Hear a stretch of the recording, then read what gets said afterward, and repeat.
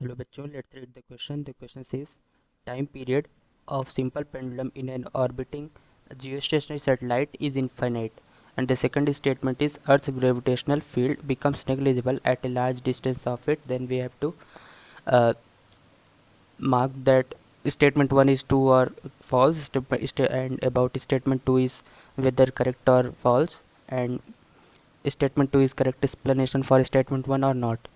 So according to question, the first statement is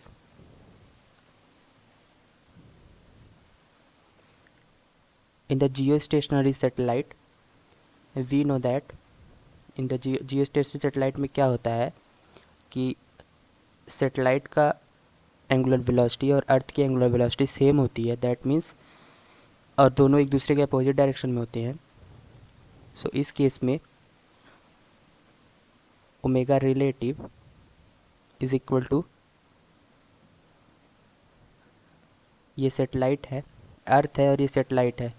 अगर इस direction में ओमेगा एंगुलर वेलोसिटी से अर्थ रोटेट कर रही है तो ये भी ओमेगा एंगुलर वेलोसिटी से सेम डायरेक्शन में रोटेट करेगी. सैटेलाइट, सो ओमेगा रिलेटिव क्या हो जाएगा 0. देन टाइम पीरियड क्या होता है 2 pi by omega relative, that means 0. That means it will tend to infinite. Time period क्या होगा इनफाइनाइट.